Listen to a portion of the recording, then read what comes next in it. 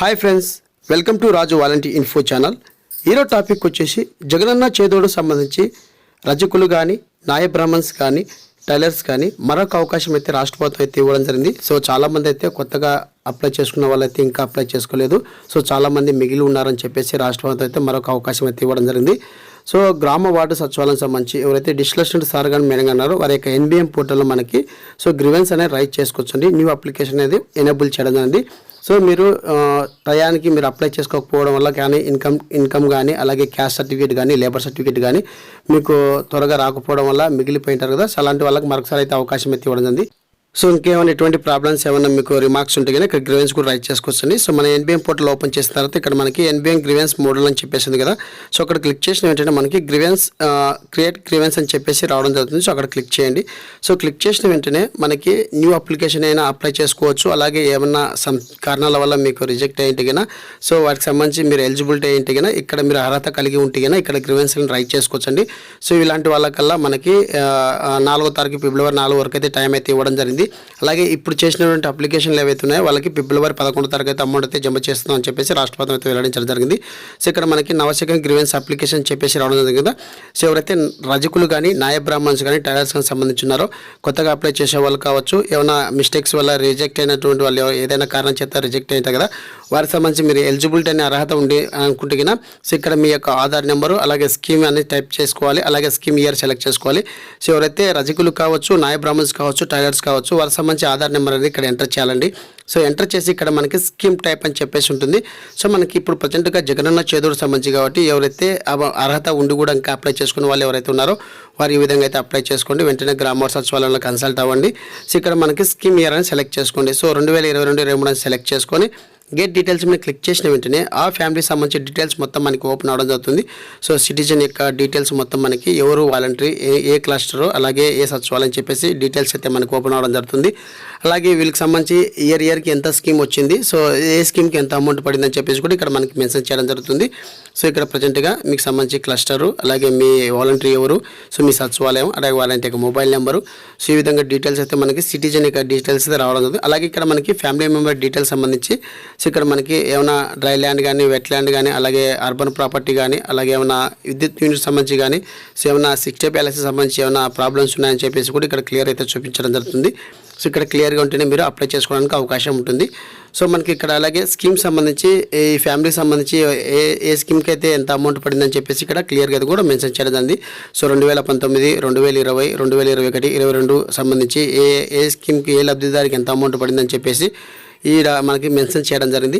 So ఇక్కడ మనకి ఈ ఫ్యామిలీకి సంబంధించి ఈ విధంగా అయితే మనకి ఈడ ఏ స్కీమ్కి ఎంత అమౌంట్ పడిందని చెప్పేసి క్లియర్ అయితే మెన్షన్ చేయడం జరిగింది.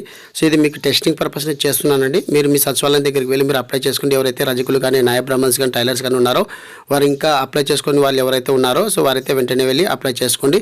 ఏదైనా సమ్ కారణాల వల్ల మీకు రిజెక్ట్ అయ్యి మీరు నిజంగా ఎలిజిబిలిటీ ఉంటే కానీ వారు కూడా గ్రీవెన్స్లు అయితే రైట్ చేసుకోవచ్చు అండి.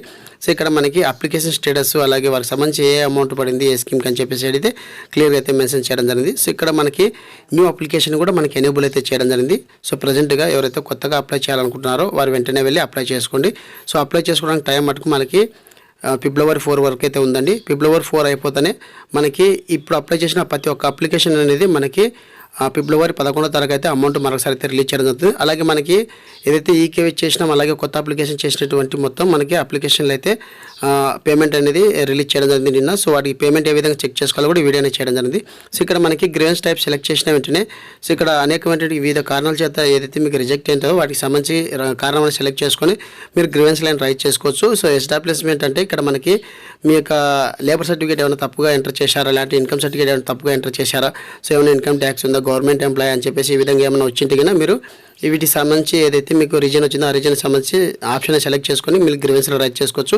సో ఇక్కడ మనకి న్యూ అప్లికేషన్ అని చెప్పేసి ఇవ్వడం జరిగింది. సో ఎవరైతే ఇంకా అప్లై చేసుకుని వాళ్ళు ఎవరైతే ఉన్నారో జగనన్న చేదోడు సంబంధించి స్కీమ్ సంబంధించి రజకులు కానీ నాయ బ్రాహ్మణ్స్ కానీ టైలర్స్ కానీ ఎవరైతే ఉన్నారో వారి న్యూ అప్లికేషన్ కూడా మనకి ఈ విధంగా ఎవరైతే మిగిలిపోయిన ఉంటే లబ్ధిదారులు ఉన్నారో సో ఎవరు మిగిలిపోవద్దని చెప్పేసి రాష్ట్ర ప్రభుత్వం మరొకసారి ఆప్షన్ అయితే మనకు అవకాశం అయితే ఇవ్వడం జరిగింది. సో ఇక్కడ న్యూ అప్లికేషన్ మనం క్లిక్ చేసిన వెంటనే బెనిఫిషియరీ సాటిస్ఫైడ్ అని చెప్పేసింది. సో మీరు నో అని క్లిక్ చేసిన వెంటనే ఇక్కడ బెనిఫిషియరీ బెనిఫిషియరీ యొక్క మొబైల్ నెంబర్ అయితే ఎంటర్ చేయాలి. సో ఫ్రెండ్స్ మీకు టెస్టింగ్ పర్పస్ నేను చేస్తున్నాను. సో మా క్లస్టర్ సంబంధించి ఎటువంటి న్యూ అప్లికేషన్ అనేది లేదు. సో మేము ఆల్మోస్ట్ అన్ని చేయడం అయితే జరిగింది. ఇంకా ఎవరైనా మీకు సంబంధించి మీ యొక్క ఊర్లో ఎవరైనా మిగిలి ఉంటే కన్నా వాళ్ళంటే ఈ ఇన్ఫర్మేషన్ అనేది షేర్ చేయండి. సో ఖచ్చితంగా ప్రతి ఒక్కరికైతే ఈ వీడియోని షేర్ చేయండి. మీ ఫ్యామిలీకి సంబంధించి ఫ్రెండ్స్ అండ్ ఫ్యామిలీకి అందరికైతే షేర్ చేయండి. సో ఎవరైతే రజకులు కానీ నాయ బ్రాహ్మణ్స్ టైలర్స్ ఉంటారో వారి యొక్క బెనిఫిషియరీ యొక్క ఆధార్ నెంబర్ అనేది ఇక్కడ ఎంటర్ చేయాలి. న్యూ అప్లికేషన్ అప్లై చేసుకున్న వాళ్ళు. సో అలాగే ఇక్కడ మనకి మోస్ట్ ఇంపార్టెంట్ అండి caste certificate, income certificate, labour certificate అనేది ఏపీసీ పోర్టల్ ద్వారా పొందినటువంటి ఉండాలి. సో ఇక్కడ మనం క్యాస్ట్ సర్టిఫికేట్ నెంబర్ అనేది ఎంటర్ చేయాలి. అలాగే ఇక్కడ ఇన్కమ్ సర్టిఫికేట్ నెంబర్ కూడా ఎంటర్ చేయాలి. అలాగే ఇక్కడ మనకి ఎస్టాబ్లిష్మెంట్ నెంబర్ అంటే మనకి రిజిస్ట్రేషన్ సంబంధించి లేబర్ సర్టిఫికేట్ ఏదైతే ఉందో ఆ లేబర్ సర్టిఫికేట్ మనం ఇక్కడ ఎంటర్ చేయాలి. సో ఖచ్చితంగా ఏపీసీఓ పోర్టల్ ద్వారా క్యాస్ట్ ఇన్కమ్ అలాగే లేబర్ సర్టిఫికేట్ పొంది ఉండాలి. అలా పొందిన వాళ్ళు మాత్రమే ఈ పథకానికి అర్హులని చెప్పేసి రాష్ట్రపతి ఇదివరకే గైడ్లైన్స్ అయితే ఇవ్వడం జరిగింది. సో మీ సేవ ద్వారా పొందిన సర్టిఫికేట్ అయితే యాక్సెప్ట్ చేయదండి. సో మీకు రిజెక్ట్ అవ్వడం జరుగుతుంది. సో ఇక్కడ ప్రజెంట్గా మనము ఇన్కమ్ అలాగే క్యాస్ట్ సర్టిఫికేట్ నెంబర్ అయితే ఎంటర్ చేయడం జరిగింది. ఇక్కడ లేబర్ సర్టిఫికేట్ కూడా మీకు ఎంటర్ చేస్తున్నాను. సో ఇక్కడ మనకి ప్రొఫెషన్ వచ్చేసరికి ఇక్కడ మనకి రజకులు, నాయ బ్రాహ్మణ్స్, టైలర్స్ అని చెప్పేసి చేదోడు సంబంధించి ఏదైతే ఆప్షన్స్ ఇచ్చారో సో ఈ విధంగా అయితే మనకి కొత్తగా అప్లై చేసుకోవడానికి అయితే ఎన్బిఎం పోర్టల్ అయితే మనకి డిస్లక్షన్ వరకు లాగిన్లో మనకి ఎనేబుల్ చేయడం జరిగింది. సో ఎవరైనా ఇంకా మిగిలిన వాళ్ళు ఎవరైనా ఉంటే వెంటనే మీరు అప్లై చేసుకోండి. సో ఇక్కడ మనకి సెలెక్ట్ ప్రిఫరెన్స్ టైప్ అని చెప్పి సెలెక్ట్ చేసిన వెంటనే సో ఇక్కడ మనకి బార్బరు అలాగే విష్మ్యాన్ అలాగే టైలర్స్ చెప్పేసి 3 ఆప్షన్స్ ఉన్నాయి కదా. సో మీరు ఏ వృత్తి అయితే చేస్తున్నారో ఏ వృత్తికి అయితే మీరు అప్లై చేసుకుంటున్నారో సంబంధించి సో ఆ స్కీమ్ సంబంధించి మీరు సెలెక్ట్ చేసుకోవాలి. సో ఈ విధంగా న్యూ అప్లికేషన్ అయితే మనకి గ్రామ సచివాలయంలో అయితే ఎనేబుల్ చేయడం జరిగింది. సో వెంటనే వెళ్ళి మీరు అప్లై చేసుకోండి. ఖచ్చితంగా మీకు కావాల్సిన డాక్యుమెంట్ సో ఆధార్ కార్డు అలాగే caste certificate, income certificate, labour certificate అనేది ఖచ్చితంగా ఏపీసీఓ పోర్టల్ ద్వారా మీరు పొందినది ఉండాలి.